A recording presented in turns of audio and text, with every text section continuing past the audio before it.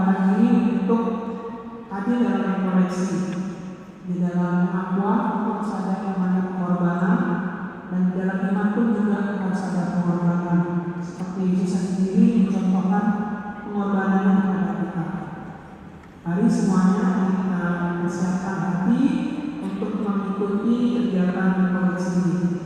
Pada Romo saya persilakan. Cek. Sudah doa tadi kan?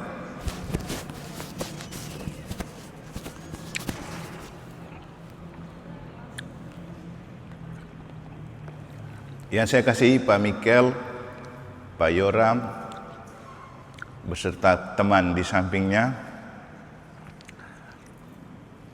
frater, anak-anak, adik-adik, ibu-ibu, bapak-bapak yang menyiapkan diri untuk terima sakramen Krisma. Pertama, saya mau tanya dulu, siapa yang bisa jawab ini? Mengapa dan untuk apa mau terima sakramen Krisma? Kira-kira siapa yang bisa jawab ini? Di antara yang hadir di sini, mengapa dan untuk apa mau terima sakramen Krisma? Ada yang mau jawab? Angkat tangan ke sini. Masa tidak bisa jawab? Ini sudah mau Krisma nih, kalau tidak tahu dan tidak bisa jawab, nggak jadi nih Krisma ini, karena tidak ada gunanya. Oh, sini Rio. Satu yang cowok, satu yang ceweknya siapa? Carol? Ya, sekarang Rio dulu. Rio, mengapa dan untuk apa kau mau terima ini sakramen Krisma? Agar iman kita tumbuh dewasa. Agar iman? Agar kita dewasa dalam iman maksudnya. Oke, kira-kira salah satu ciri kalau orang sudah dewasa dalam iman itu apa? Dia tahu mana yang salah dan mana yang benar. Apa? Dia tahu? Mana yang salah dan mana yang benar. Mana yang salah dan mana yang benar. Oke, terima kasih Rio. Nanti hadiahnya coklat ya. Sekarang siapa? Carol, sini. Kamu yang sering ikut mesdinar harus bisa menjawab. Siapa tahu kau punya bapak juga nonton ini. Mengapa dan untuk apa? Wih.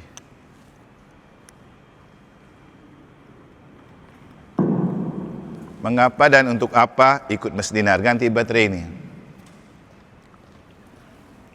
Oke. Agar bisa melayani Tuhan. Agar bisa melayani Tuhan. Ada lagi? Itu aja. Contoh pelayanan kepada Tuhan yang paling nyata itu apa?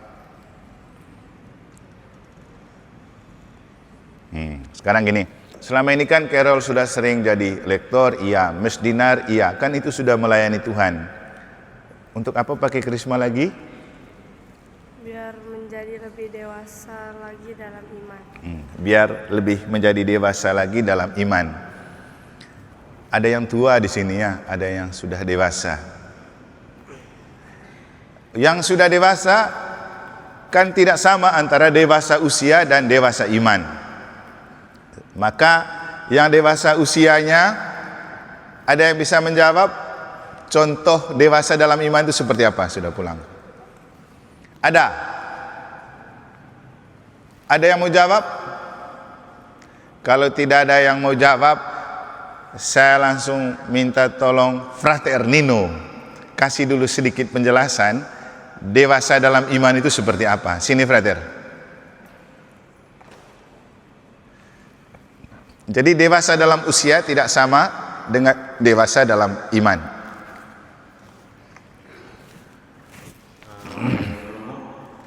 Menurut saya pribadi, dewasa dalam iman itu bukan hanya sekedar kita tahu membedakan mana yang baik, mana yang buruk, apa yang tidak boleh dan tidak boleh, apa yang boleh dan tidak boleh.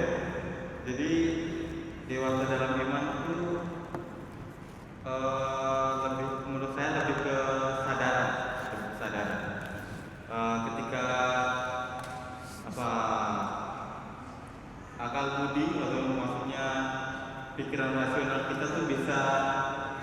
kita selaraskan dengan hati nurani. Terkadang apa yang kita mau itu kan selalu bertolak dari hati nurani.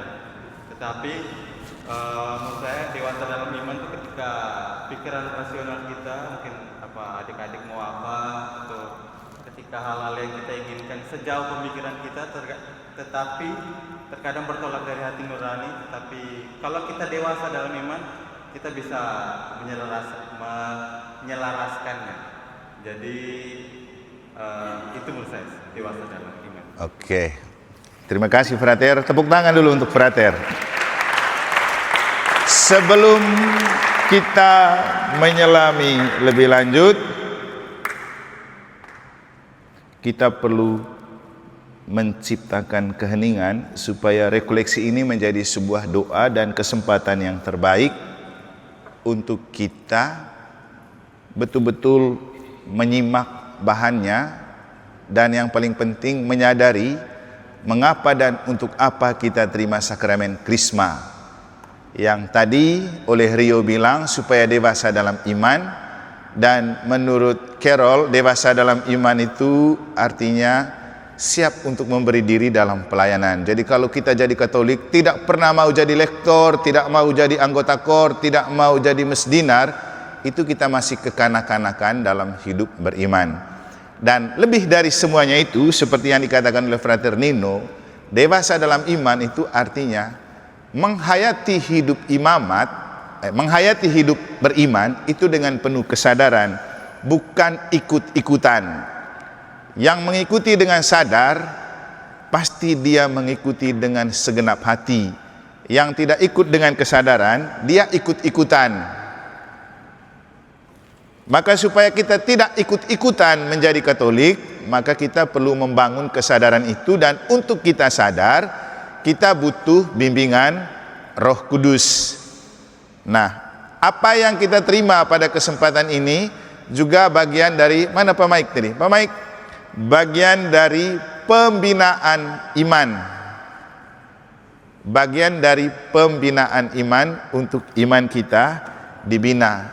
Maka sebelum melangkah lebih jauh, mari kita menyerahkan diri kita kepada Tuhan, karena hanya dalam keheningan kita bisa menerima apapun yang diajarkan oleh Roh Kudus untuk kita pantas menerima sakramen Krisma. Mari kita mengikuti sebagai doa pembuka.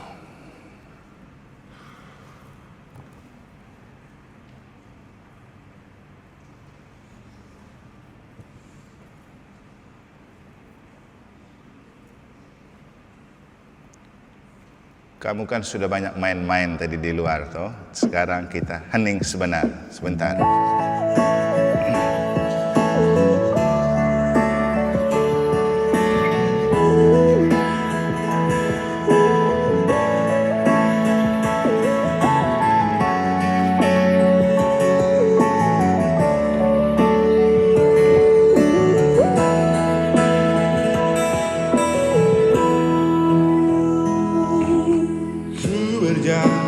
Mencarimu Tuhan dalam perang dan tiada henti. Ku ingin mendapat kasih-Mu Tuhan. Ku cari dan ku cari, ternyata Engkau ada di hatiku. Begitu sejuk nyaman rasanya, manakala ku duduk sejenak dalam doa. Ku sembah Engkau Tuhan, ku dapat, ku rasakan kesegaran hidupku.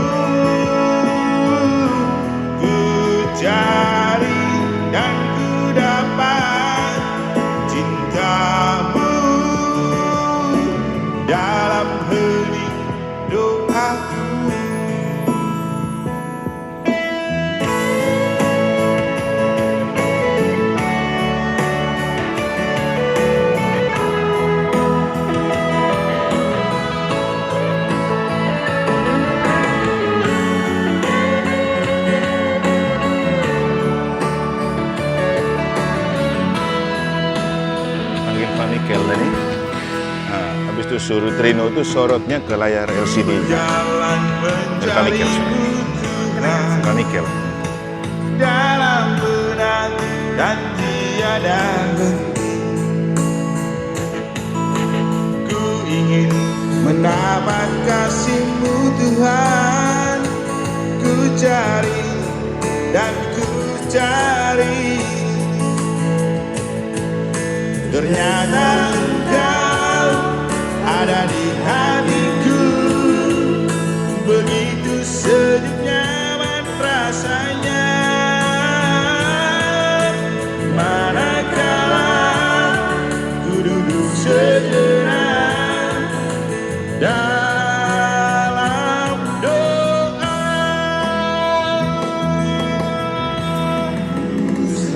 Tunggu di situ. Engkau Tuhan, ku dapat, ku rasakan kesegaran hidupku. Ku cari dan ku dapat cinta-Mu dalam benih doaku. Ku sembah Engkau Tuhan, ku dapat, ku rasakan kesegaran hidupku. Ku cari dan ku dapat cinta-Mu dalam hening doaku. Dalam hening doaku.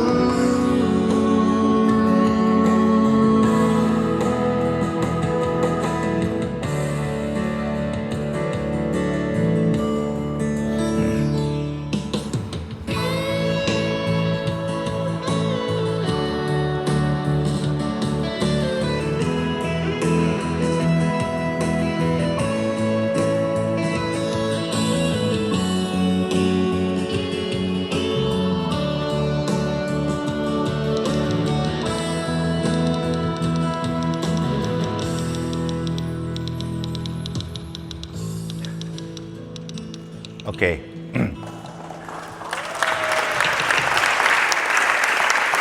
Kenapa kita mulai dengan lagu ini? Karena begini, kamu kan sudah ada di dalam gereja. Gereja itu tempat di mana kita menciptakan dan menemukan keheningan untuk kita lebih dekat dengan Tuhan. Kita berbicara kepada Tuhan, kita dengar Tuhan bicara. Rekoleksi seperti ini adalah bagian dari cara kita mendengarkan Tuhan bicara melalui ajaran-ajaran gereja seperti yang akan diajarkan pada kesempatan ini. Dan rekoleksi ini butuh keterbukaan hati supaya kita bicara dari hati ke hati dengan Tuhan. Itulah kenapa kita perlu hening. Kalau di luar gereja kan tadi kamu ribut, hiruk pikuk dan susah mendapatkan keheningan. Maka manfaatkan kesempatan rekoleksi ini untuk kita mendalami dan menyadari mengapa kita perlu terima sakramen Krisma dan untuk apa sakramen Krisma itu bagi hidup beriman kita ke depan. Dan rekoleksi itu adalah bagian dari cara gereja membina iman umat supaya beriman dengan sadar dan bertanggung jawab. Maka hal seperti ini itu masuk dalam program dari, kalau dalam gereja itu di DPP, Dewan Pastoral Paroki, namanya Pembinaan Iman, yang terjelma dalam seksi katekese. Maka ada Pak Yorem dan Pak Nano, itu seksi katekese. Katekese artinya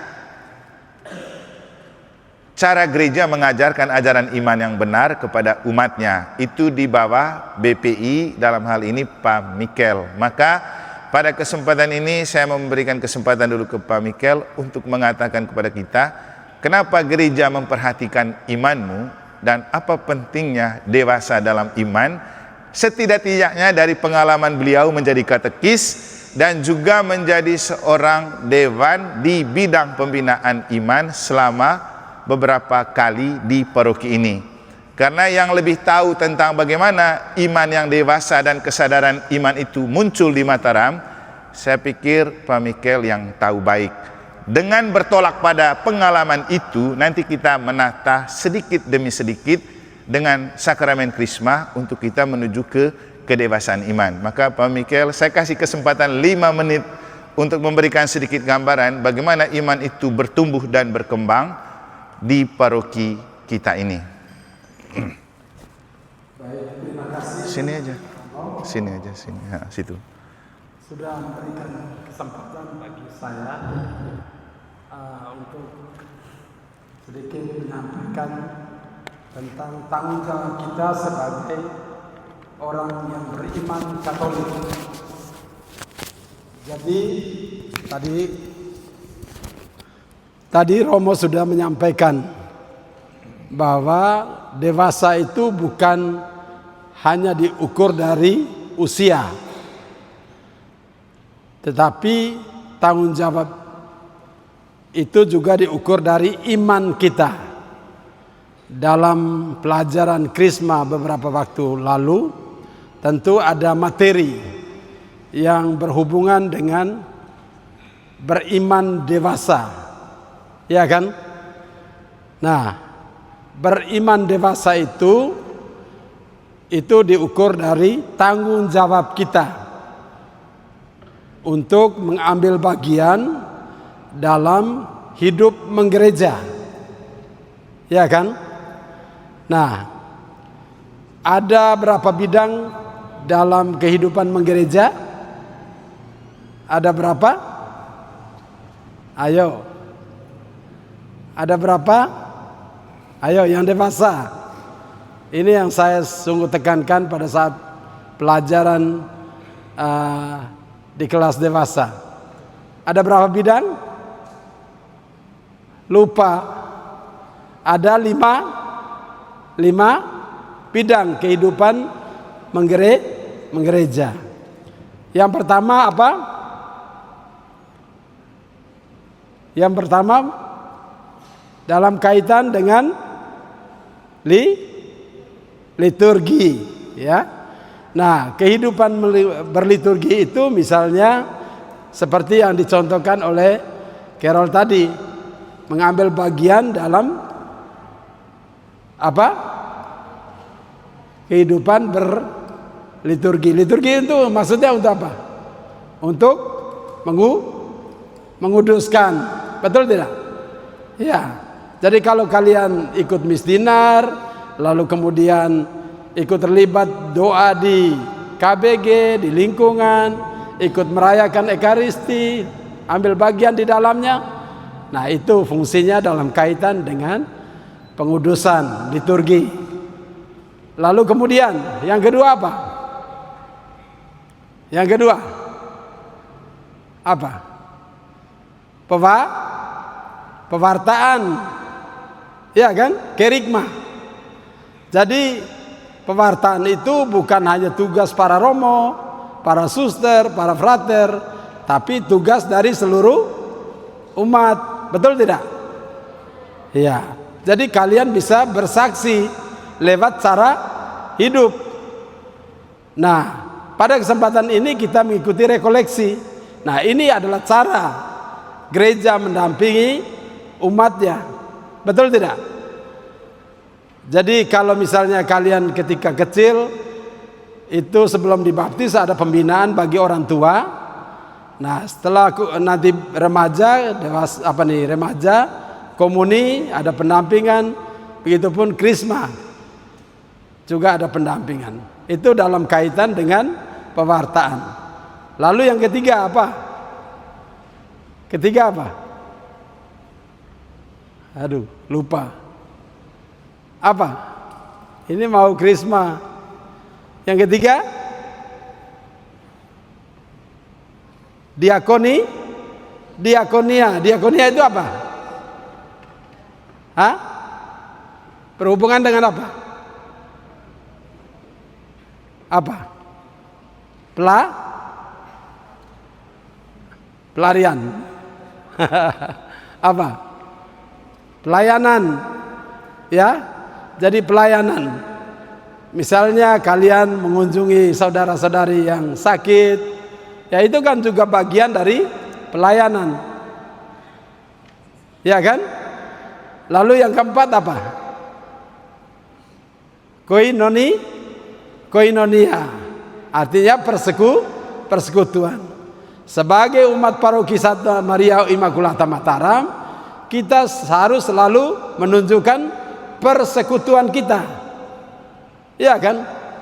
Kalau sebagai umat paroki Mataram tidak pernah bersekutu, ambil jalannya sendiri-sendiri, bagaimana menjadi saksi Kristus? Ya kan? Tidak mau bersatu. Kemudian yang kelima apa?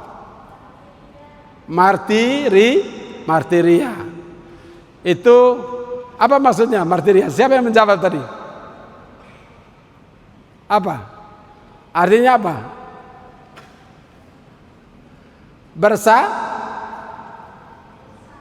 Bersaksi. Ya.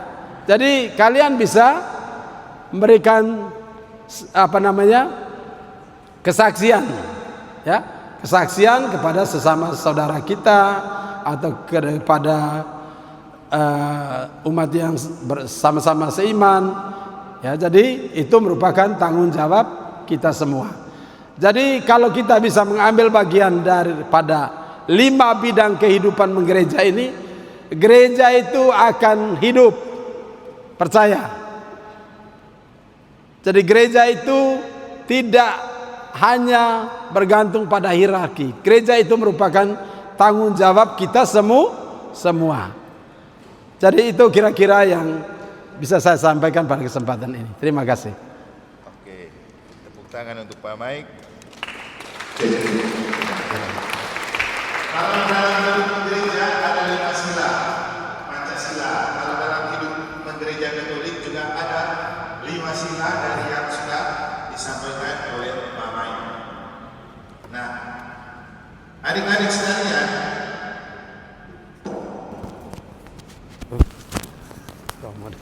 dan peserta Krisma, tadi kita sudah mendengar 5 hal yang memang penting untuk kita dan perlu dilakukan dengan kesadaran. Baik itu kerikma, diakonia, koinonia, martiria, liturgi, semua itu tidak bisa dilaksanakan kalau tidak ada Roh Kudus yang bekerja di dalam diri kita. Kapan Roh Kudus itu bekerja di dalam diri kita dan penuh di dalam diri kita, itulah yang akan kita sadari dari sakramen Krisma. Yang paling penting kita semua gereja. Jangan berpikir gereja cuma punya romo, frater, dan suster. Gereja itu punya kamu semua, punya kita semua. Maka marilah kita mengarahkan hati kita dan supaya kita mendengar dengan hati bahan atau rekoleksi ini, mari kita buka hati kepada Tuhan dan membiarkan Tuhan yang menjamah hati kita, supaya tidak kebelet sembarang, supaya tidak ngobrol sembarang kayak gitu ya. Silakan lihat ke dalam hati masing-masing. Buka hatimu untuk Tuhan menjamah.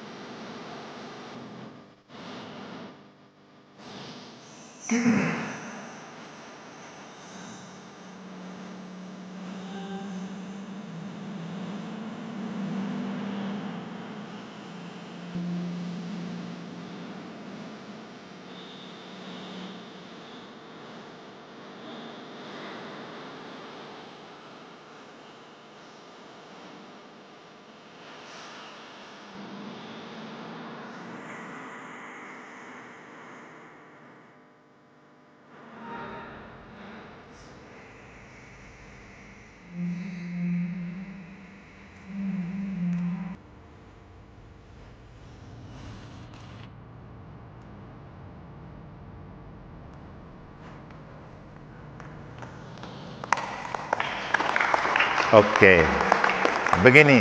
Tadi saya mulai dengan ajak kamu masuk di tempat ini, gereja tempat Tuhan berada itu untuk kita hening. Hening artinya kita membuka hati supaya Tuhan masuk di hati kita, kita masuk di hati Tuhan. Nah, dengan lagu Bapa Sentuh Hatiku, diharapkan supaya Tuhan sendiri yang sentuh hati kita, sehingga kita bisa fokus mendengar, tidak ada lagi kusuk-kasak, keluar masuk. Kalau tidak rasa kencing, tidak perlu paksa kebelet, ya.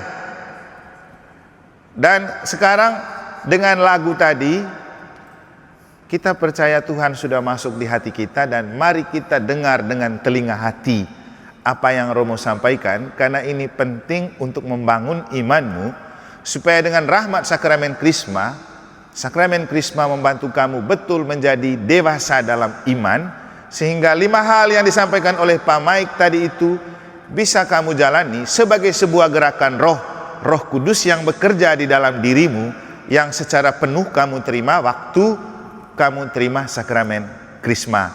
Nanti kita akan lihat kenapa roh yang diterima waktu sakramen Krisma lebih penuh daripada yang kamu terima waktu dibaptis. Waktu baptis kan oles saja di ubun-ubun, itu namanya minyak katekumen. Kalau Krisma bukan di ubun-ubun lagi, di dahi dengan tamparan sedikit. Apa artinya? Dan untuk apa itu diberikan kepada umat beriman? Nanti kita lihat. Tapi beda lagi, kalau baptis kita oles di ubun-ubun minyaknya, waktu Krisma kita oles di dahi. Nah, kapan oles di bagian tubuh yang lain? Ada. Kapan itu? Waktu kamu sakit, bukan karena tua ya. Kalau kamu masih kecil gini dan kamu sakit berat atau sakit, perlu dioles dengan minyak suci. Itu juga adalah Roh Kudus. Kalau minyak suci itu olesnya lebih lengkap lagi, di dahi, di telapak tangan, 2 telapak tangan, lalu di kaki, supaya Roh Kudus menjaga kamu di setiap kutub hidup. Sebenarnya bagaimana supaya Roh Kudus itu bekerja di dalam dirimu waktu kamu terima sakramen minyak suci atau sakramen lain? Maka perlu ada Roh Kudus dari dalam diri. Kalau ada roh jahat, datang ditolak Roh Kudusnya. Kalau sudah ada Roh Kudus, langsung nyetel mereka, seperti magnet gitu. Karena Roh Kudus sudah ada di dalam diri, maka Roh Kudus itu langsung menerima tawaran Roh Kudus dari Tuhan untuk menyembuhkan kita. Nah, roh yang sama, minyak yang akan dipakai untuk oles kamu punya dahi, itu juga minyak yang sama dioleskan pada telapak tangan imam waktu ditabiskan. Kemarin ada yang lihat nggak imam baru ditabiskan di ampenan? Ada yang nonton? Coba kamu lihat, minyaknya penuh di sini, di telapak tangan. Kenapa imam punya lebih lain? Karena itu Roh Kudusnya penuh. Kamu punya tidak terlalu penuh. Beda lagi kalau Roh Kudus itu pada diri imam dan pada uskup. Kenapa Krisma itu diberikan oleh uskup bukan oleh imam? Nah, itu lain lagi ceritanya. Karena dalam gereja Katolik itu ada namanya tingkatan-tingkatan tabisan. Tabisan itu diurapi oleh Roh Tuhan dan disepuh oleh Roh Tuhan. Ada tabisan diakon, ada tabisan imam, ada tabisan uskup, itu tabisan tertinggi. Makanya Krisma itu tidak bisa diberikan oleh imam, hanya bisa diberikan oleh uskup. Makanya kalau terima sakramen Krisma, tunggu datang Bapak Uskup. Jadi istimewa. Nah, kita akan melihat Mengapa dan untuk apa kita perlu diurapi dengan sakramen Krisma? Tapi sebelumnya, pertama, kita perlu bersyukur karena kita Paroki Santa Maria Immaculata Mataram memahkotai ulang tahun ke-90 tahun ini dengan Krisma. Ada 91 anak. Satu itu bonus dari Tuhan. Kalau mau sesuaikan, usianya 90. Kalau saja kemarin ada 90 orang, lebih seru ya. Tapi enggak apa-apa, satu itu bonus, itulah Roh Kudus. 90 yang lain itu gereja, anak-anak Allah. Di antara kamu 91 ini kira-kira siapa yang jadi Roh Kudusnya nanti ya? Nah, yang lebih menarik lagi itu begini. Tadi itu saya kagum dan kaget, kenapa rekoleksinya hari ini? Kalau saya boleh tanya Pak Mikel, Pak Yoram atau Pak Nano, kenapa kamu pilih hari ini untuk rekoleksi Krisma? Kan masih lama ini. Ada jawabannya? Inilah yang saya mau bilang. Kalau Roh Kudus bekerja, semua akan tampak so sweet. Tahu apa so sweetnya? Hari ini gereja itu merayakan ini, Pesta Maria dipersembahkan kepada Allah. Hari ini. Makanya nanti kamu misa itu ditutup dengan misa ini. Pesta Maria dipersembahkan kepada Allah. Apa inti dari pesta ini? Ini dia. Hari ini pada tahun 543, gereja baru Santa Perawan Maria dekat Kenisa Yerusalem diberkati. Bersama umat Kristen Timur kita ingat bagaimana Maria diberkati oleh Tuhan sejak awal hidupnya. Ia menjadi kediaman Roh Kudus yang indah berseri karena hidup suci. Terdorong oleh Roh Kudus, Maria dipersembahkan seluruh hidupnya kepada Tuhan. Maria mempersembahkan seluruh hidupnya kepada Tuhan. Ia melaksanakan kehendak Bapa dengan sempurna dan menjadi Bunda Yesus Kristus. Maria sungguh bahagia sebab ia mendengarkan dan melaksanakan sabda Allah. Dalam pembaptisan, hidup kita juga dipersembahkan kepada Allah. Kita pun diberkati oleh Tuhan dan dilimpahi dengan rahmat-Nya. Berulang kali kita mendengar sabda Allah. Apakah kita juga melaksanakannya? So sweetnya begini. Kamu rekoleksi untuk terima Roh Kudus dalam sakramen Krisma. Hari ini pada saat Maria dipersembahkan kepada Allah, dan inti dari persembahan Maria itu apa? Mempersembahkan diri ke dalam jiwaan Roh Kudus. Coba lihat. Ini. Ia menjadi kediaman Roh Kudus.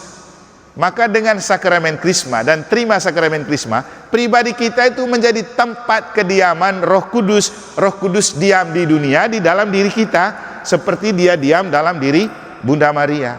Dan waktu Roh Kudus sudah mendiami diri Maria, apa yang terjadi? Maria dikandung oleh Roh Kudus, kemudian membentuk Yesus di dalam rahimnya. Maka kalau diri kita sudah didiami oleh Roh Kudus atau dikandung oleh Roh Kudus, maka ada benih Yesus tumbuh dan berkembang di dalam diri kita. Dan seluruh hidup Maria itu dipersembahkan kepada Allah karena dorongan Roh Kudus. Maka tadi yang Pak Michael bilang itu, kalau mau kerikma, kalau mau pewartaan, kalau mau diakonia, kalau mau martiria, liturgia, itu adalah bentuk persembahan diri kita untuk pelayanan di dalam gereja. Tapi kalau kita melayani dengan kemampuan manusia, tidak akan membawa rahmat dan berkat. Tapi kalau kita melayani karena Roh Kudus bekerja di dalam diri kita, itu yang akan lebih asik. Misalnya Carol, Rio, dan beberapa teman yang selama ini jadi mesdinar. Kamu kan mesdinar karena apa? Biar pernah jadi mesdinar gitu. Tapi dengan sudah Krisma, kamu tuh menjadi mesdinar karena kamu dipakai, sadar bahwa kamu dipakai oleh Tuhan untuk menjadi malaikat pelayanan dalam altar. Jadi ada perbedaan. Selama ini kamu melayani menjadi mesdinar, istilahnya abal-abalan saja gitu ya. Tapi dengan sudah di Krisma, kamu harus menyadari bahwa kamu itu mesdinar bukan hanya karena tugas, tapi karena panggilan sebagai orang Katolik yang dewasa. Begitu maksudnya. Jadi kalau sudah Roh Kudus bekerja di dalam diri kita, ada perbedaan cara melayani waktu mesdinar. Kalau selama ini huku haka di depan, siksa kiri kanan tidak jelas, dengan Roh Kudus agak berbeda. Coba kamu lihat dan perhatikan baik-baik. Misalnya, saya sama frater walaupun sama-sama berjubah, juga dengan para prodiakon, walaupun sama-sama berjubah, tetap tampak berbeda kan? Bedanya apa? Saya kan imam, sudah diurapi Roh Kudus dengan lebih penuh, karena rahmat tabisan yang diurapi. Maka tangan saya bisa membuat konsekrasi, mengubah tubuh dan darah Kristus, mengubah hosti dan anggur menjadi tubuh dan darah Kristus. Frater biar pakai jubah, dia punya tangan belum bisa. Apalagi prodiakon. Prodiakon hanya bisa untuk bagi. Yang bisa mengubah hosti dan anggur menjadi tubuh dan darah Kristus adalah tangan terurapi, karena di telapak tangannya sudah ada Roh Kudus full. Demikian juga tangan yang sama bisa melepaskan orang dari dosa. Ini kita punya tangan kalau melayani kamu pengakuan dosa kan, di absolusi atau penitensi itu ada kata-kata begini: ya Allah, dengan kuasamu, dengan bantuan doa Bunda Maria dan para kudusmu, aku hendak dengan kuasa rahmat imamat yang telah kau berikan kepadaku, aku hendak, gini tangannya, aku hendak melepaskan hambamu ini dari dosa dan kesalahannya, dalam nama Bapa dan Putra dan Roh Kudus. Bukan pribadi saya yang melepaskan, tapi kuasa imamat yang termeterai oleh pengurapan roh di telapak tangan ini. Sehingga tangan saya itu punya makna berbeda dari segi Roh Kudus. Dia bisa melepaskan dosa orang. Frater boleh pakai jubah, prodiakon pakai jubah, tapi telapak tangan mereka walaupun tampak sama punya fungsi yang berbeda. Itulah kelebihan Roh Kudus. Jadi kamu nih nanti ada kelebihan Roh Kudus karena dapat sakramen krisma. Jadi Roh Kudus selama ini kalau berkarya dari ubun-ubun saja, sekarang sudah masuk di dahi. Kenapa fungsi Roh Kudus dan sakramen krisma membuat kamu dewasa dan sadar, seperti yang dibilang oleh Frater? Sadar itu kan, kalau bicara sadar harus pakai otak kan, otak bermain. Jadi selama ini kamu ikut-ikutan saja jadi Katolik karena masih di ubun-ubun itu rahmat Roh Kudus. Tapi kalau sudah masuk di sini nanti ke depan jadi umat Katolik yang pakai otak gitu. Karena Roh Kudus yang masuk di dalam pikiran kita. Ada juga banyak perbedaan. Coba kamu lihat, kalau saya berbicara karena Roh Kudus sudah menjiwai saya, pasti berbeda dengan ketika ya saya bilang apa? Banyak tokoh agama rohaniwan yang disebut rohaniwan dari setiap agama juga pakai jubah seperti kita, tapi tetap punya aura berbeda kan? Punya aura berbeda. Kenapa? Cuman di dalam gereja Katolik yang kaum berjubah itu diubah menjadi imam karena Roh Kudus itu. Roh Kudus yang membedakan. Jadi kamu ini sudah lebih lain setelah menerima Roh Kudus. Untuk kita paling penting kita bersyukur karena Paroki Santa Maria Immaculata Mataram yang berpelindungkan pada Bunda Maria justru dipersiapkan dalam rekoleksi untuk terima sakramen krisma di usia 90 tahun gereja kita, pada saat kita merayakan pesta Maria dipersembahkan kepada Allah. Woi, tidak pernah berpikir selama ini kan? Mereka tidak tahu juga kalau hari ini pesta Maria dipersembahkan ke dalam bait Allah. Maka bersama Maria kamu semua kita persembahkan kepada Allah supaya Roh Kudus mendiami kamu, dan Roh Kudus yang bekerja dalam diri Maria juga bekerja dalam dirimu ke depan dalam tugas karya dan pelayanan sebagai orang Katolik. Itu hal pertama. Kalau Roh Kudus sudah bekerja, Bapak Ibu, hal yang tidak mungkin akan selalu menjadi mungkin. Seperti Maria ketika sudah dinaungi oleh Roh Kudus, awalnya dia menolak untuk dikandungi Roh Kudus, mengandungi Yesus. Begitu Roh Kudus sudah masuk, dia bilang apa? Aku ini adalah hamba Tuhan, terjadilah padaku menurut perkataanmu. Karena yang tidak mungkin bagi manusia selalu mungkin bagi Allah. Itu kalau Roh Kudus bekerja. Kamu biarpun muka tidak jelas kayak gini, kalau Roh Kudus sudah bekerja, hal yang tidak mungkin jadi mungkin. Jadi misalnya mereka ini saya baru lihat ini tidak pernah mesdinar ya. Nah, dengan Roh Kudus masuk, kalau betul percaya dan membiarkan Roh Kudus bekerja, nanti setelah kau terima sakramen krisma pasti datang jadi mesdinar. Kalau kau sampai datang mesdinar dan yang belum pernah mesdinar selama ini, setelah krisma muncul mukanya, berarti benar Roh Kudus bekerja. Kalau tidak muncul, berarti kamu itu ikut-ikutan saja ikut krisma. Begitu. Sekarang saya mau tanya, Mau sekedar ikut-ikutan krisma atau supaya Roh Kudus yang kamu terima ini bekerja di dalam dirimu supaya ke depan makin semangat melayani gereja? Mau pilih yang mana? Janji setelah ini lebih rajin lagi ya? Ya, woi, lihat baik-baik muka mereka ini. Ini belum jawab ya, mereka ini masih bingung. Setelah terima krisma lebih rajin lagi ke gereja ya? Iya, Pak Mik, lihat mukanya ya. Kalaupun kami lupa nanti ini live streaming ini, lihat semua kau punya muka nih. Oke, berikut kita lihat sedikit inspirasi cerita untuk kita melihat apa bedanya kita yang terima Roh Kudus dan punya iman dengan yang tidak punya Roh Kudus dan tidak punya iman. Coba nyimak saja dulu ini, lihat baik-baik. Jangan sampai kita kalah dengan yang ini.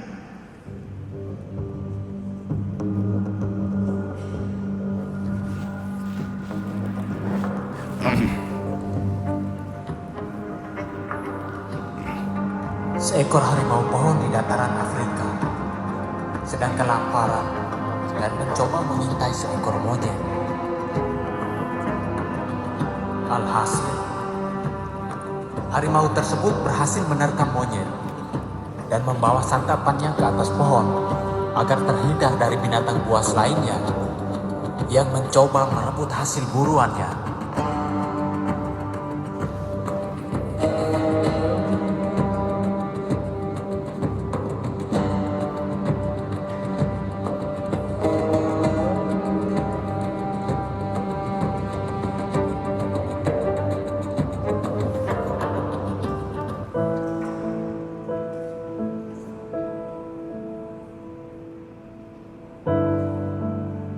Ternyata, mangsanya adalah seekor induk monyet yang sedang menyusui anaknya yang baru berusia 2 minggu.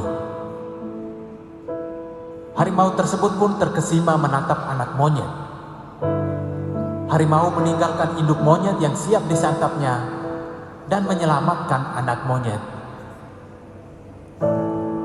Harimau tidak mau anak monyet dimakan oleh binatang buas lain di hutan Afrika tersebut. Anak monyet dipapahnya agar tidak jatuh dari pohon, menyiapkan rumput agar tidur malamnya pulas.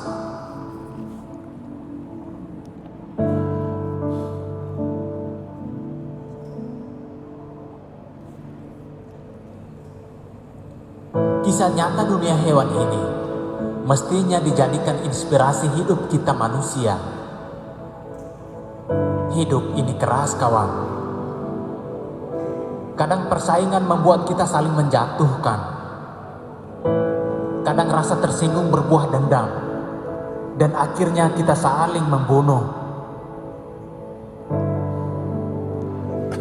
Tapi ingatlah juga sisi lain dari sesamamu. Dia memiliki kondisi hidup yang berbeda, yang mestinya juga ditelusuri kehidupan keluarganya. Ingat kawan, cari hidup mengisi perut, jangan lupa mengisi hati, agar hidupmu bernilai juga bagi yang lain.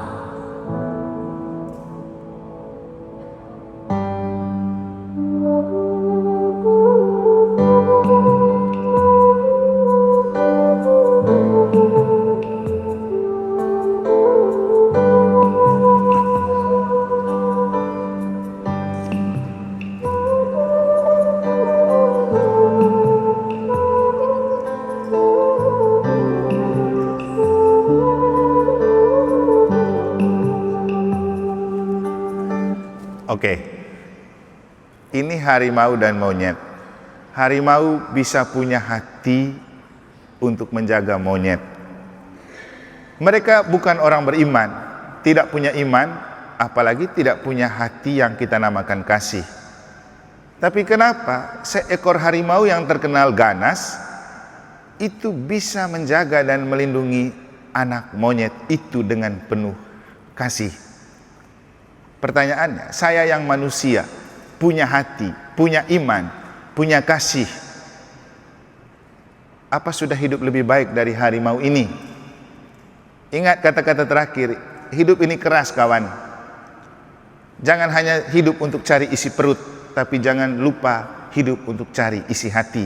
Rekoleksi ini, adik-adik dan Bapak Ibu, itu untuk kita isi hati. Yang lain merasa ini tidak penting karena sibuk kerja, sibuk isi perut, tapi lupa isi hati. Perutmu boleh kenyang, tapi kalau tidak punya hati, apa yang dilakukan oleh harimau tadi sebuah cerminan untuk mengajak dan mengajarkan kita. Kalau harimau yang terkenal ganas saja bisa punya hati dan punya kasih, apalagi kita. Kita yang diciptakan sebagai gambar dan rupa Allah, terlalu kalau hidup tidak punya hati dan tidak punya kasih. Ada satu kata-kata menarik tentang harimau, bahasa bijak yang bunyinya begini: Homo homini lupus, Homo homini susius. Homo homini lupus artinya manusia itu serigala bagi sesama. Padahal di cerita tadi kita lihat serigala justru menjadi lebih manusiawi. Kita manusia tidak peduli dengan orang kalau sudah isi perut dan cari uang. Persetan, yang penting saya hidup, saya punya perut terisi. Persetan dengan yang lain. Diajak doa di KBG, tidak, saya mau cari perut, isi perut. Diajak kor di lingkungan, tidak, rugi, saya harus kerja, saya harus lembur, saya ada les. Nah, itu kalau perut sudah terisi tapi hati tidak terisi, kan hidup tidak hanya untuk kekenyangan perut. Jadi cerita dari harimau tadi sebuah tamparan untuk kita manusia. Kalau harimau yang terkenal ganas saja masih ingat sesamanya dan sesama binatang perlu dilindungi karena ia kecil dan tak berdaya, apalagi kita. Maka lawan dari Homo homini lupus adalah Homo homini socius. Manusia itu bukan serigala bagi sesama, tapi sahabat bagi sesama. Binatang ini saja menganggap sesamanya sebagai sahabat, tapi kita manusia seringkali lupa bahwa manusia itu sahabat. Sekarang ini kita hidup di zaman orang itu lebih bersahabat dengan binatang daripada dengan manusia, benar kan? Kalau anjing, kucing digendong, dielus-elus, tapi coba ketemu teman, dia cuek, tidak peduli, tidak mau sapa, apalagi kasih senyuman. Giliran sama kucingnya, sama anjingnya, dia ngeri manjanya, elus-elus, ciumin. Loh, kenapa binatang lebih menjadi sahabat daripada manusia? Jawabannya apa? Karena memang manusia zaman sekarang kalah karakter dengan binatang. Binatang kan dia betul menyayangi orang yang menyayangi dia, kan? Kenapa orang lebih suka bergaul dengan binatang, anjingnya, kucing kesayangannya? Karena dia lebih mengerti dan memahami hidup tuannya daripada adik kakak. Begitu kita datang, kita baru muncul di pintu atau turun dari motor dan mobil, dia sudah pergi jemput dengan ekor-ekor gini, kan senang kita. Tapi kita punya sesama, kita datang, mana dia peduli. Kau sudah datang kerja, dia sibuk dengan HP-nya, dia sibuk dengan dunianya. Sapa enggak? Makanya orang merasa nyaman dengan binatang daripada dengan manusia. Nah, kenapa begitu? Karena manusia sibuk isi perut, lupa isi hati. Saya rasa kalau ada kesempatan rekoleksi, mesti disadari itu sebagai kesempatan untuk cobalah isi hati. Jangan cari isi perut terus. Rencananya nanti seksi katekesi juga ini sama Pak Maik, ajak umat itu, karena untuk Natal nanti pinginnya saya itu mau bawakan tema tentang revolusi hati, supaya hati dijadikan tempat Yesus lahir sebagai kandang terbaru. Seru itu kalau revolusi hati, kita memeriksa hati, apakah hati kita menjadi kandang Tuhan atau kandang hantu. Jadi itulah gambaran sedikit inspirasi untuk kita melihat, kalau harimau saja menganggap sesama binatang itu sebagai sahabat yang perlu dihargai, lalu kita manusia apa? Binatang saja punya hati dan punya kasih, terus kita? Nah, kita perlu diterimakan sakramen Krisma melalui Roh Kudus, karena akan kita lihat bahwa Roh Kudus yang bisa membuahkan kasih. Nanti di antara karunia Roh Kudus, buah pertama adalah kasih. Buah pertama dari kasih adalah, nanti kita lihat. Maka berikutnya kita coba melihat ini. Untuk apa kita terima sakramen Krisma? Supaya kita itu betul-betul beriman karena Roh Kudus tinggal di dalam diri kita, dan bersama Roh Kudus iman kita makin tangguh, mandiri, dan berani bersaksi. Tadi 5 tugas dan tanggung jawab gereja yang disampaikan oleh Pak Mikel itu hanya bisa terjadi kalau kita punya iman yang dibalut dengan sakramen Krisma. Nah, sekarang kita lihat iman itu apa? Iman gereja Katolik itu apa? Ini juga perlu dibedakan, karena orang yang punya agama lain juga punya iman. Tapi bedanya dengan iman Katolik itu ada di mana? Ada yang tahu? Ada perbedaan yang sangat dalam. Maka kita lihat, iman dalam ajaran Katolik itu pusat dan pokok. Itulah yang menyelamatkan. Makanya Yesus bilang, imanmu lah yang menyelamatkanmu. Itu kata Yesus. Imanmu lah yang menyelamatkanmu. Ini dia. Ketika ada orang buta yang kita dengar dalam Injil beberapa hari kemarin, hari Minggu kalau tidak salah ya Pak Yore, masih ingat nggak? Ketika ada orang buta, hari Selasa atau Rabu, dia kan tidak bisa melihat. Lalu tiba-tiba Yesus lewat dan orang semua ngomong, ada Yesus, ada Yesus.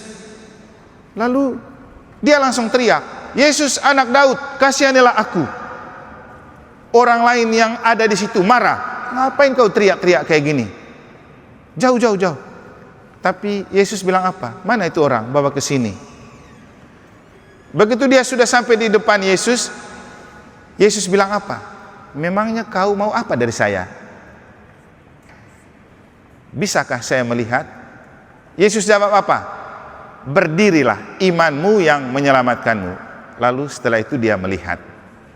Jadi ini imanmu yang menyelamatkan. Kalau kita punya iman, pasti kita selamat. Makanya orang bilang, imanmu yang menyelamatkanmu, bukan agamamu.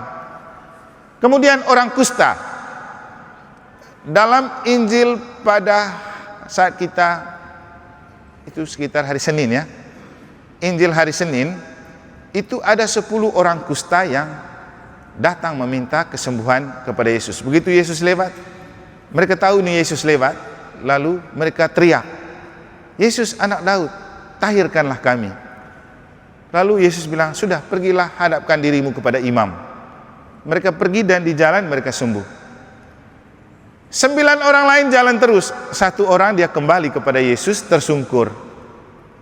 Lalu Yesus bilang, di mana yang lain? Bukankah tadi ada 10 orang yang saya sembuhkan, yang pulang kok cuma 1? Lalu dia bilang, berdirilah nak, imanmu telah menyelamatkanmu. Jadi iman itu penting karena imanlah yang menyelamatkan kita. Atau ada perempuan berdosa yang dianggap sebagai perempuan bersinah. Mungkin ada gambar Maria Magdalena lah kayak gitu. Begitu dia kedapatan bersinah, ahli Taurat dan orang Farisi bawa untuk diadili di depan Yesus. Lalu mereka bilang apa? Yesus, orang ini kedapatan bersinah. Menurut hukum Musa, perempuan seperti ini harus dilempari dengan batu. Lalu Yesus buat apa? Yesus menunduk ke tanah dan menulis. Kenapa menunduk dan menulis di tanah? Karena alam tidak pernah memberikan kesaksian palsu. Makanya penting menyatu dengan alam. Setelah Yesus mendapat jawaban dari alam, dia berdiri, angkat muka, bilang apa? Kalau di antara kamu ada yang merasa tidak berdosa, hendaklah dia yang pertama melemparkan batu kepada perempuan itu. Tidak ada yang berani kan? Kenapa? Mereka sudah berdosa. Mungkin saja dia selingkuh mereka selingkuh sama perempuan ini. Yesus tahu. Setelah mereka semua pergi dan tidak berani melemparkan dengan batu, Yesus bilang apa kepada perempuan itu? Aku pun tidak menghukum engkau. Pergilah dan jangan berbuat dosa lagi dari sekarang. Imanmu menyelamatkanmu. Jadi iman itu penting karena imanlah yang menyelamatkan kita. Apa itu iman? Sederhananya begini, iman adalah respon dan jawaban yang diberikan manusia ketika Tuhan memanggil. Contoh, Tuhan memanggil Samuel, Lalu Samuel kan tidak tahu Tuhan itu mana. Dia pergi ke bapaknya. Dia bilang, "Pak, kenapa?" "Tidak, saya tidak panggil kamu, nak." Sudah pergi tidur lagi. Panggil lagi yang kedua, "Samuel." Dia datang lagi kepada bapaknya. "Kenapa, Pak?" "Nak, saya tidak panggil kamu."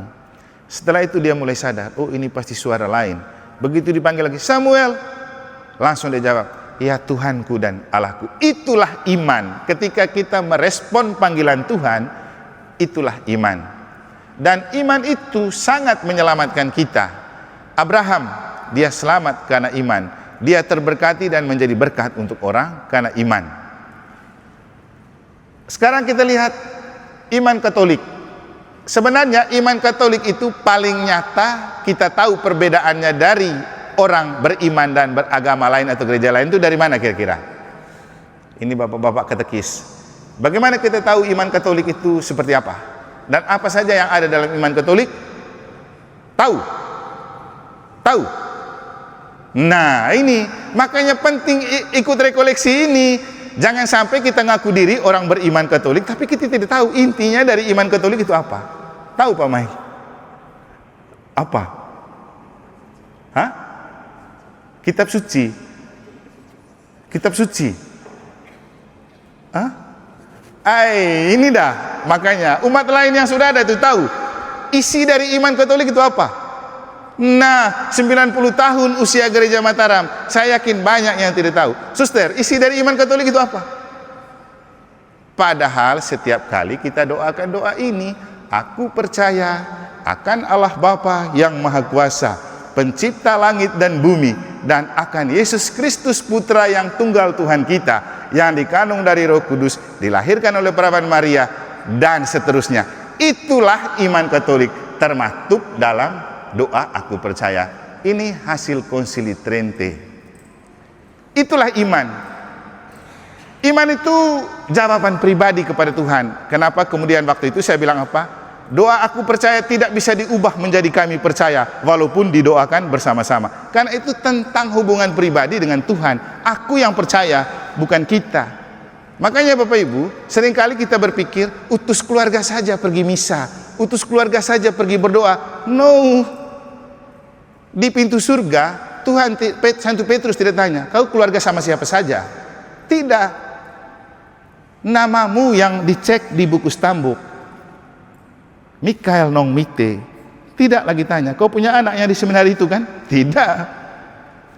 Imannya yang menyelamatkan. Kata Yesus ini, imanmu yang menyelamatkanmu, bukan iman keluargamu. Karena itu tentang keputusan pribadi. Kemudian Katolik itu identitasnya apa? Di doa Bapa kami. Karena iman Katolik itu bukan iman milik pribadi, bukan iman milik keluarga sendiri, tapi iman milik komunitas bersama. Dan itulah kenapa Yesus mengajarkan, kalau kamu berdoa, berdoalah begini, Bapa kami. Karena iman Katolik itu, Katolik artinya universal, umum, bukan milik pribadi. Kalau teman-teman gereja lain, kau hari ini tidak suka dengan pendeta itu, besok kau bangun lagi gereja baru. Mungkin keluargamu yang menjadi pesertanya. Tapi gereja Katolik tidak bisa. Hari ini Pak Mikel tidak suka dengan Romo, lalu kau buat gereja Katolik baru. Tidak bisa. Karena Katolik itu universal, umum. Dan gereja Katolik itu berjalan bersama Bunda Maria. Makanya doa khas gereja Katolik juga adalah doa Salam Maria. Seperti yang saya bilang tadi ini, kita menjadi istimewa karena rekoleksi untuk kita mempersiapkan Krisma itu pada saat kita merayakan pesta Maria dipersembahkan kepada Allah. Kenapa harus hari ini? Kenapa tidak hari lain? Karena Tuhan mau untuk membangun iman umat di Mataram, jangan pernah tidak berjalan bersama Bunda Maria. Itu kan hari ini pesta Bunda Maria ini dipersembahkan kepada Allah. Kita mau mempersembahkan anak-anak kita ini ke dalam jiwaan Roh Kudus bersama Bunda Maria. Karena ada istilah per Mariam ad Jesum, hanya bersama Bunda Maria kita sampai kepada Yesus. Dan gereja Katolik harus menghormati Bunda Maria. Kita di gereja di situ ada Bunda Maria, di sana ada Bunda Maria. Giliran prosesi Bunda Maria tidak muncul kan? Hanya beberapa orang saja. Baru ngaku paroki Santa Maria Immaculata Mataram. Bagaimana ngaku paroki berpelindungkan pada Bunda Maria, giliran pesta-pesta Bunda Maria tidak muncul. Itu jadi istimewa kan hari ini rekoleksinya. Pas. Itu Tuhan punya kerja. Nah, kemudian ini iman gereja Katolik. Karakternya tadi itu, karakternya ada kredo, doa aku percaya, ada doa Bapa kami, ada doa Salam Maria. Nah, di bagian sini ada saya tulis begini. Iman Katolik itu bertumpu pada tata perundangan gereja Katolik. Ini dia. Mulai dari undang-undang tertinggi, kitab suci. Apapun ajaran kita harus ada di kitab suci. Kalau tidak ada di kitab suci, tidak benar itu ajaran. Tapi juga kata Yesus, tidak semua hal dicatat di dalam kitab suci. Karena kalau semua dicatat di dalam kitab suci, dunia ini penuh dan tidak bisa menampung. Maka kita lihat, tidak ada di kitab suci cerita tentang Yesus pergi kencing, Yesus pergi beol, Yesus pergi cari kayu, Yesus pergi main bola, Yesus main gitar. Tidak ada. Karena kalau yang semua itu ditulis, tidak cukup dunia ini. Maka yang penting-penting dan perlu. Terus bagaimana dengan kebiasaan lain yang dibuat oleh Yesus tapi tidak tertulis? Makanya gereja Katolik itu punya ajaran gereja. Ajaran gereja itu sudah dipikirkan oleh orang-orang hebat. Dan ajaran gereja itu termaktub dalam buku-buku seperti Katekismus, Kitab Hukum Kanonik, ajaran-ajaran teologi yang resmi. Ajaran teologi yang resmi dari gereja itu kalau di buku itu di bagian depan ada tulisan imprimatur dan nihil obstat.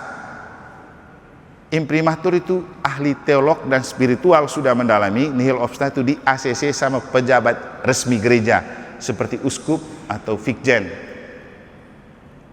Dan kita coba lihat tadi di karakter. Nih, di karakter iman Katolik ada doa aku percaya. Doa aku percaya itu ada nggak di kitab suci? Ada? Tidak ada. Terus kenapa kita percaya? Karena kita membangun iman ajaran kitab suci ini harus dengan ajaran gereja yang benar. Makanya saya bilang tadi, doa aku percaya itu kan hasil konsili Trente. Konsili itu uskup-uskup sedunia bertemu untuk berpikir bagaimana merumuskan iman Katolik dalam doa aku percaya. Sehingga kalau orang buat doa aku percaya di luar konsili Trente, tidak. Karena mereka yang hadir itu diilhami oleh Roh Kudus. Kemudian doa Salam Maria ada di kitab suci? Tidak ada. Di buku teologi? Tidak ada. Tapi itu tradisi, kebiasaan yang diwariskan oleh gereja. Makanya gereja Katolik itu imannya itu unik. Unik karena apa? Harus berdasarkan kitab suci, ajaran resmi gereja, tradisi. Tidak bisa kita yang baru ikut sarasehan liturgi satu kali lalu pikir saya sudah lebih tahu dari Romo. Kan banyak begitu umat toh. Baru satu kali ikut seminar kitab suci, baru satu kali ikut seminar seminar keluarga, baru satu kali ikut seminar hidup baru dalam roh, lalu kemudian dia merasa dia sudah lebih hebat dari Romo yang sekolahnya bertahun-tahun. Kita kan sekolah ini nih, kitab suci, ajaran gereja, tradisi gereja. Salve, ada nggak di kitab suci? Ada? Tidak ada. Kenapa dilakukan? Nah, itulah namanya ajaran gereja dalam bentuk devosi. Dan ajaran gereja itu ada tata perundangannya. Mulai dari kitab suci, ajaran resmi gereja, ada tradisi. Juga nanti ada sakramen, ada devosi, ada doa biasa. Sakramen itu 7. Devosi itu seperti doa rosario, sakramen, penyembahan sakramen. Jangan sampai Anda rajin ke sakramen sebagai devosi, tidak pernah ikut misa. Sorry, itu salah. Kamu boleh rajin doa rosario, tapi kalau tidak pernah misa juga salah. Maka di Mataram banyak yang salah. Misa pembukaan dan penutupan bulan Maria banyak yang tidak datang. Kenapa? Doa rosario di KBG. Bapak Ibu, itu doa itu devosi, bukan sakramen. Jangan sampai hanya alasan berdoa Anda tidak ikut misa. Jadi tata perundangan gereja itu paling tinggi misa, karena itu sakramen. Nah, itu sedikit tentang iman. Apa itu iman gereja Katolik? Apa itu kitab suci? Sebenarnya ini ada sebuah video tentang inilah gambaran gereja Katolik sedunia. Our family is made up of every race. We are young and old, rich and poor, men and women, sinners and saints. Our family has spanned the centuries and the globe. With God's grace, we started hospitals to care for the sick. We established orphanages and help the poor. We are the largest charitable organization on the planet, bringing relief and comfort to those in need.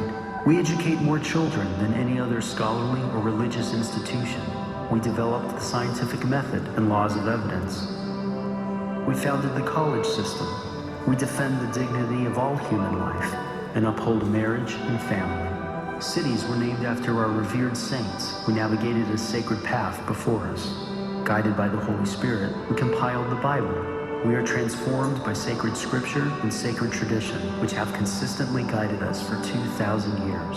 We are the Catholic Church.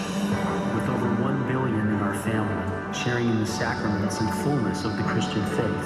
For centuries, we have prayed for you and our world, every hour of every day, whenever we celebrate the Mass. Jesus himself laid the foundation for our faith when he said to Peter, the first pope, "You are rock, and upon this rock I will build my church."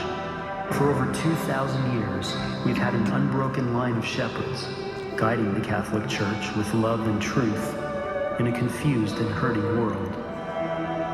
And in this world filled with chaos, hardship, and pain, it's comforting to know that some things remain consistent, true, and strong, our Catholic faith, and the eternal love that God has for all creation. If you've been away from the Catholic Church, we invite you to take another look. Visit CatholicsComeHome.org today.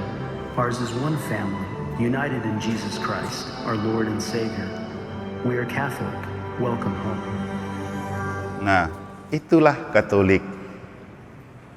2000-an tahun hidup karena Roh Kudus.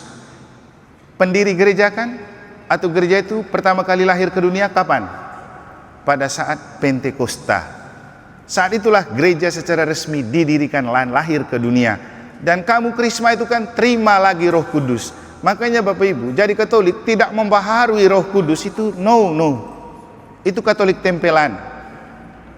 Itulah kenapa perlu Krisma. Kemudian di situ tadi jelas Tuhan memelihara gereja selama 2000-an tahun dalam Roh Kudus. Dan kapan Roh Kudus itu selalu kita terima? Misa. Tadi sudah dicatat. Yesus memelihara gereja dalam Roh Kudus lewat misa. Kenapa kemudian malam perjamuan terakhir Yesus bilang apa? Lakukan ini sebagai kenangan akan daku. Misa. Makanya saya bilang kita boleh doa entah PDKK, entah Legio Maria, entah devosi di ruang adorasi. Kau boleh sampai lutut bengkok doa setiap hari, tapi kalau tidak misa, you bukan Katolik. Karena Roh Kudus itu rutin dianugerahkan kepada kita waktu misa. Coba kamu lihat. Kita mulai dengan dalam nama Bapa dan Putra dan Roh Kudus. Selalu seruan, rahmat Tuhan kita Yesus Kristus, cinta kasih Allah dan persekutuan Roh Kudus bersamamu. Sebelum kita baca kitab suci, Tuhan bersamamu dan bersama rohmu. Sebelum roh hosti dan anggur kita terima sebagai tubuh dan darah Kristus, ada yang namanya doa epiklesis, pencurahan dan penumpangan tangan imam untuk mencurahkan Roh Kudus agar hosti dan anggur diubah menjadi tubuh dan darah Kristus. Roh Kudus. Kalau itu tidak ada, tidak bisa. Jadi itu sedikit gambaran gereja Katolik. Ini kata-kata menarik. Kami Katolik selamat kembali pulang ke rumah yang sejati. Kenapa Katolik itu rumah yang sejati dan gereja yang sejati? Saya tidak mau mengatakan yang lain tidak sejati, tapi saya hanya mau mengatakan Katolik itu sejati karena dia didirikan oleh Roh Kudus dan dipelihara oleh Roh Kudus melalui para gembala. Dan gembala pertama untuk melanjutkan tugas memelihara gereja dan menjadi fondasi gereja itu dipercayakan oleh Yesus kepada Santo Petrus. Kepada Santo Petrus dia bilang, engkau adalah Kefas. Di atas batu karang ini kudirikan jemaatku. Alam maut tidak dapat menghancurkannya. Apa yang kau ikat di dunia akan terikat di surga. Apa yang kau lepaskan di dunia akan terlepas di surga. Kepadamu kuberikan kunci kerajaan Allah. Petrus lalu jadi paus pertama. Dan hanya gereja Katolik yang punya paus. Sampai sekarang paus yang ke-266. Angelus dulu.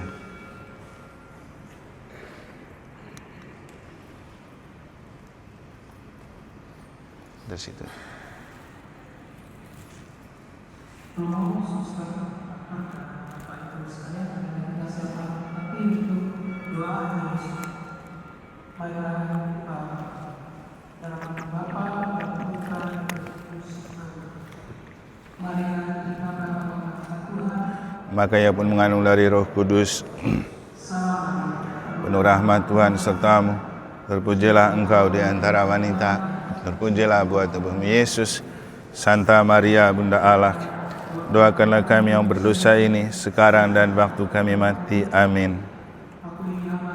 Terjadilah padaku menurut perkataanmu. Salam Maria, penuh rahmat Tuhan sertamu. Terpujilah engkau di antara wanita, dan terpujilah buah tubuhmu Yesus. Santa Maria Bunda Allah, doakanlah kami yang berdosa ini sekarang dan waktu kami mati. Amin. Dan tinggal di antara kita. Salam Maria, penuh rahmat Tuhan sertamu. Terpujilah engkau di antara wanita, dan terpujilah buah tubuhmu Yesus. Santa Maria Bunda Allah, doakanlah kami yang berdosa ini sekarang dan waktu kami mati. Amin. Supaya kami dapat menikmati janji Kristus. Ya Tuhan, karena kabar dari malaikat kami mengetahui bahwa Yesus Kristus Putramu telah menjadi manusia. Kami mohon curahkanlah rahmat-Mu ke dalam hati kami, supaya bersama dan salibnya kami penuh kepada kebangkitan yang mulia, karena Kristus juga Tuhan kami. Amin.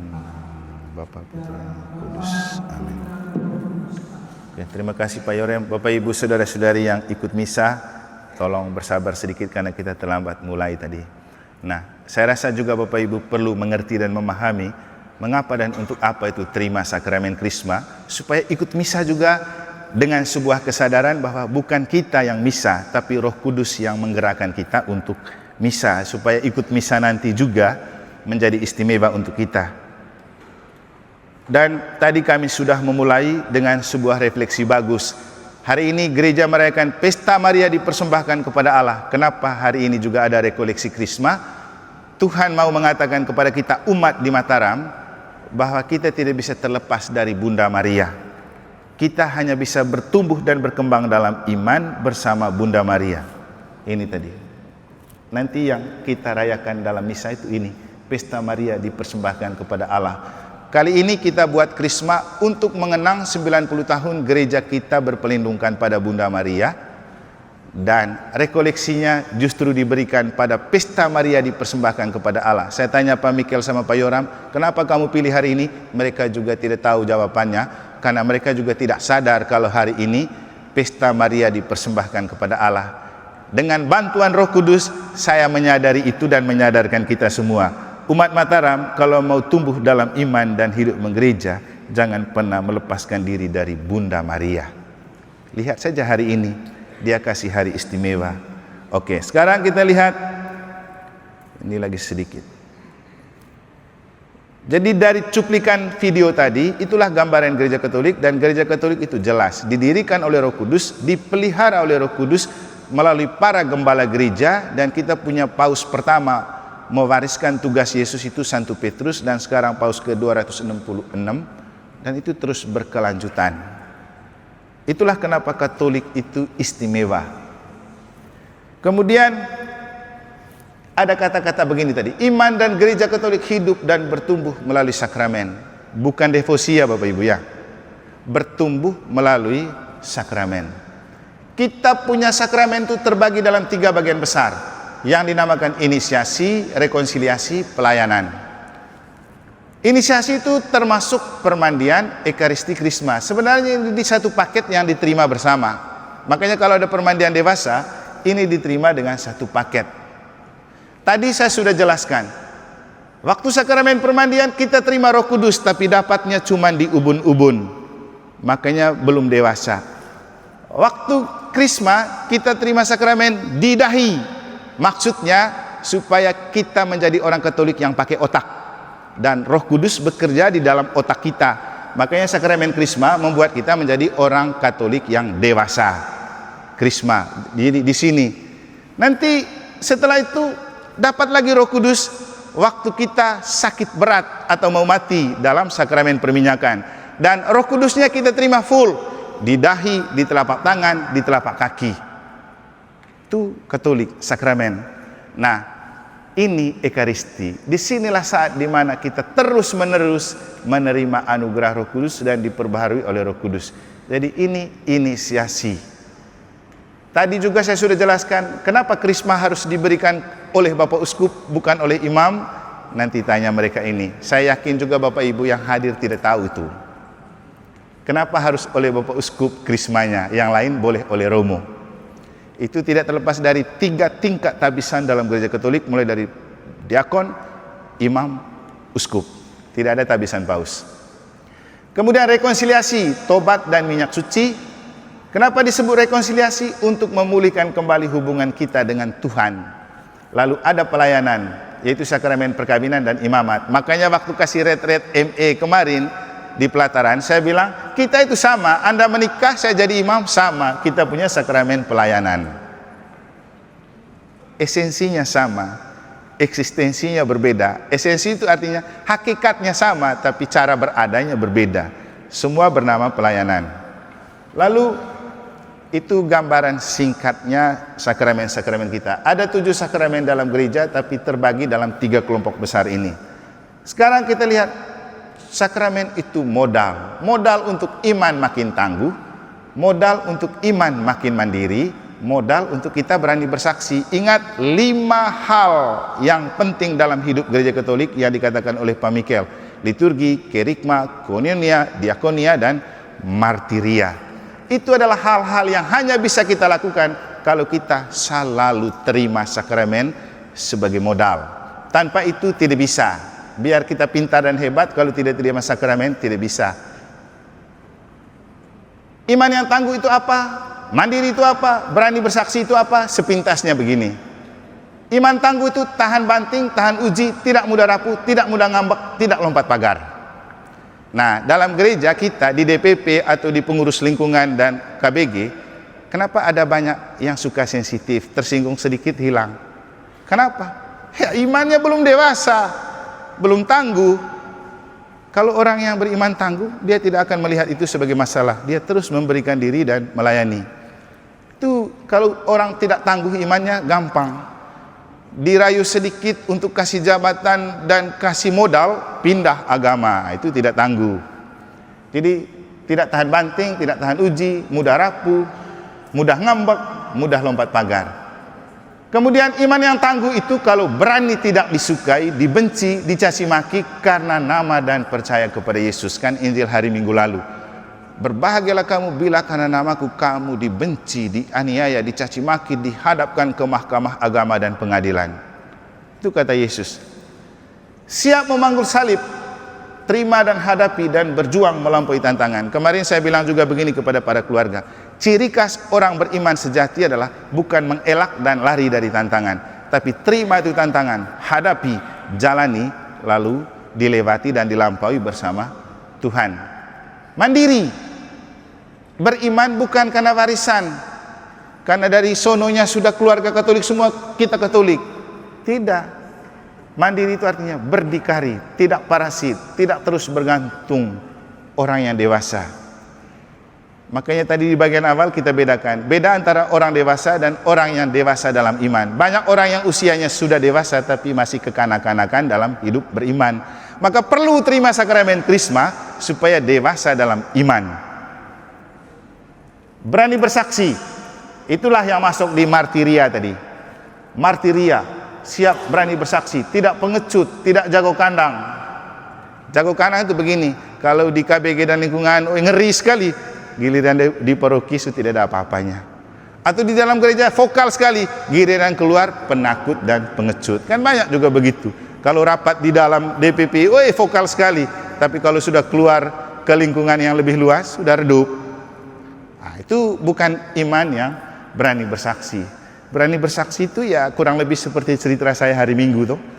Dibawa ke kejaksaan, dilaporkan ke inspektorat, berani bersaksi di situ. Tidak bermental stroberi. Bermental stroberi artinya asik dan menarik kalau dilihat, begitu disentuh luluh. Kan gitu juga iman Katolik, kelihatannya iman kita, wih bagus dia ya, wih. Padahal dia nggeh di depan, hatinya busuk. Kan ada juga begitu. Di depan kita nggeh, kita lihat seolah-olah dia itu orang beriman yang paling saleh. Aduh, padahal di belakang omong orang iya, caci maki orang iya, gosip orang iya. Nah, itu tidak. Tuh. Kemudian harus bermental kelapa. Kalau yang ikut JOMK kemarin Bapak Uskup bicara khusus tentang iman bermental kelapa. Tampak keras tapi banyak fungsinya. Dari kulitnya sudah keras, tempurungnya keras, tapi coba nikmati airnya, asik. Membawa banyak manfaat lagi air kelapa. Buahnya asik. Dan iman Katolik juga gitu. Nggak apa-apa di luarnya tampak keras, yang penting hatinya lembut. Seperti orang selalu bilang, orang Frodes nggak apa-apa wajah sangar, tapi hatinya lembut. Lebih baik begitu Bapak Ibu. Kelihatan sangar tapi hati lembut. Ada yang kelihatan lembut tapi hati sangar. Bahaya itu. Kemudian, nah ini dia. Mungkin juga bisa seperti durian. Kalau dipegang berduri dan menyakitkan, tapi kalau dinikmati asik dan menawan. Gitu. Iman kita itu begitu. Kelihatan tidak mengasihkan, tapi begitu didekati asik. Makanya dalam ajaran iman Katolik itu ada istilah tremendum et fascinosum. Pak Yoren pernah dengar istilah itu? Tremendum et fascinosum itu artinya menakutkan tapi mengasihkan. Nanti apa selanjutnya arti dari hal itu kita lihat di kesempatan lain. Karena kita mau misa, jadi ini dia. Sakramen Krisma itu simbol kedewasaan iman. Sakramen Krisma membantu kita untuk tangguh, mandiri dan berani bersaksi. Dan sakramen Krisma itu menghasilkan Roh Kudus dengan ketujuh buah roh. Apa saja buahnya kita lihat. Tapi kita lihat dulu nih, apakah ini simbol dan tanda iman yang dewasa? Bisa disimak.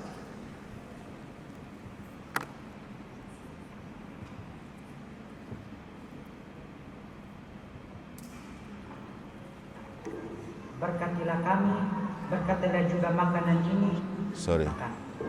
Berkatilah kami, berkatilah juga makanan ini. Semoga makanan ini dapat berguna bagi kami. Berkatilah juga mereka yang datang hanya pas lihat jam makan ini baru mereka datang. Giliran tadi saya suruh kerja datang potong ayam ini susah sekali. Giliran kerja itu susah sekali. Tapi giliran makan itu datang cepat sekali.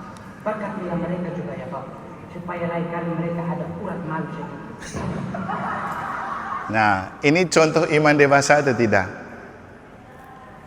Nanti baru kita diskusikan. Tapi begini, memang nyatanya begini.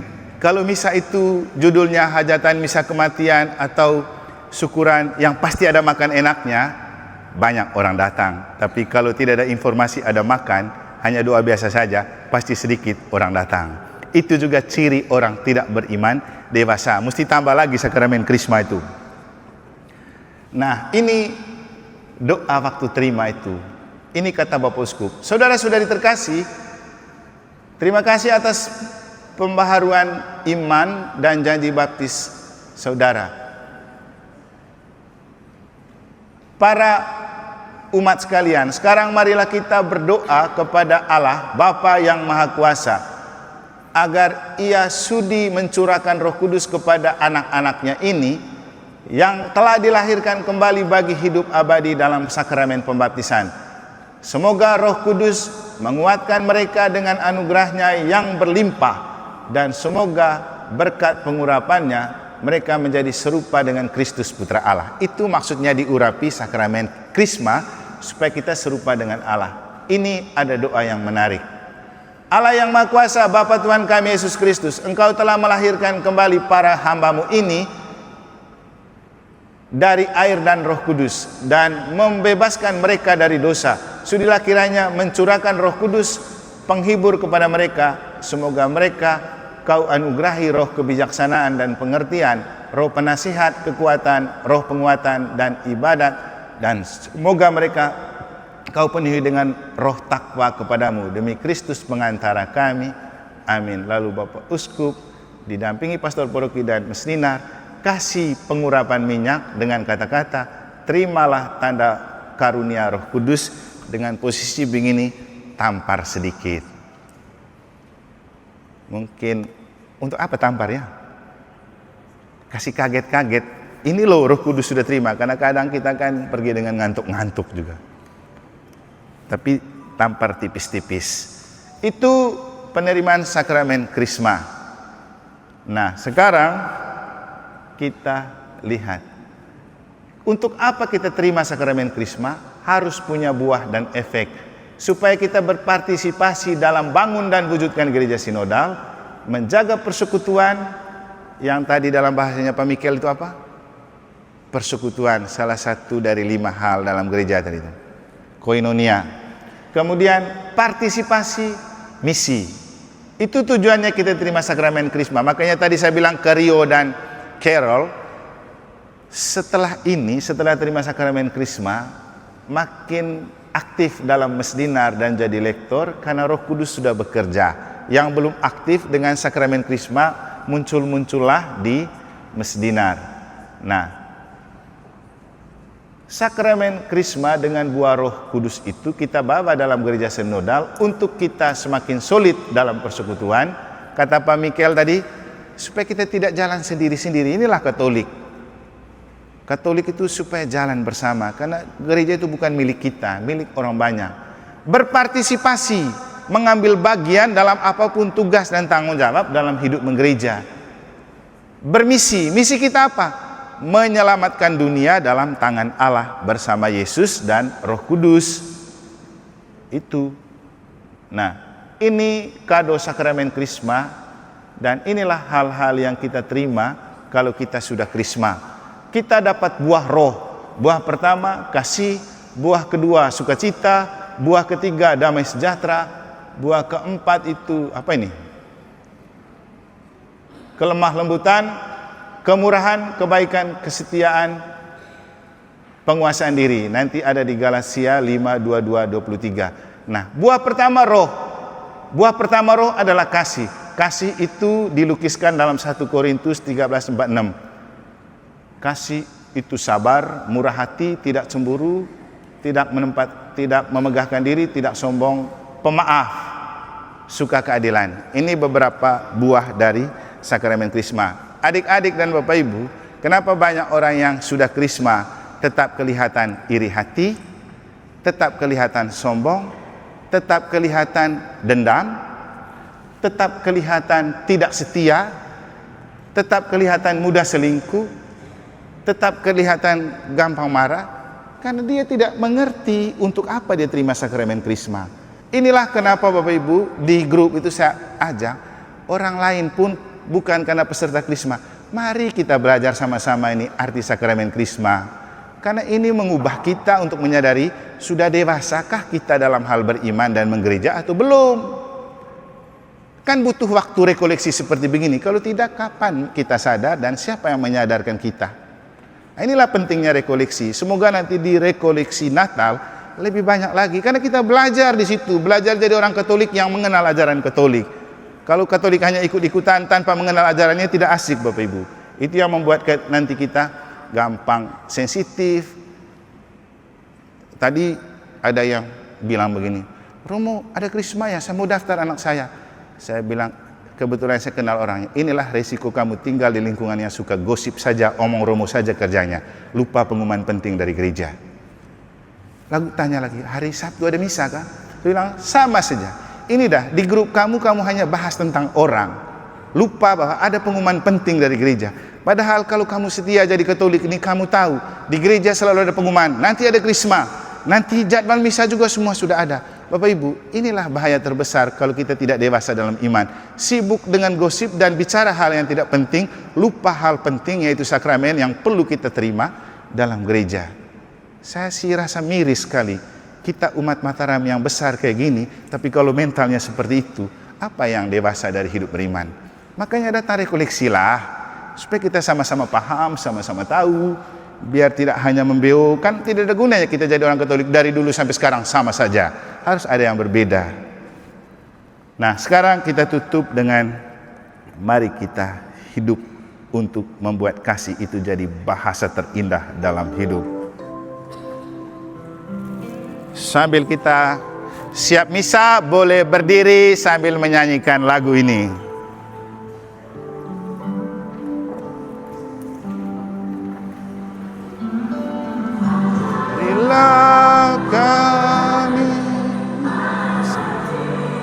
kasih tahu Trino link untuk misanya, sambung saja yang ini. Tidak usah pakai link baru ya, tutup aja link yang lama.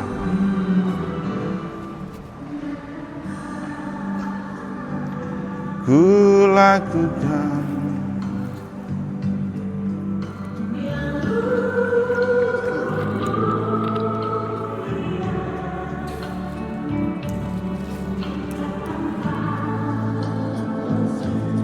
kasih cintamu membuat tak berguna. Ajarilah kami bahasa cintamu agar kami dekat padamu ya Tuhanku. Ajarilah kami bahasa cintamu agar kami dekat padamu. Andaikan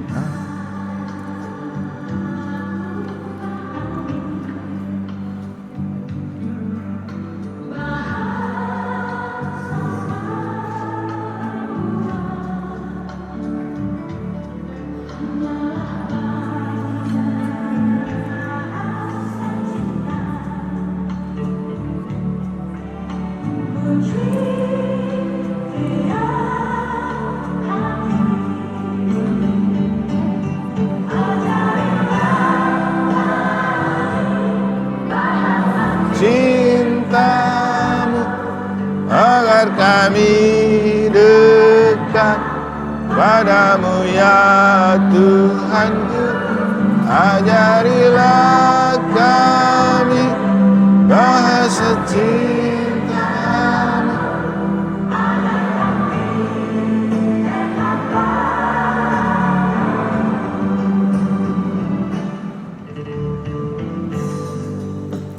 Oke, silakan siap misa dan kita menutup rekoleksi ini dengan perayaan Ekaristi, pesta Bunda Maria dipersembahkan ke dalam bait Allah.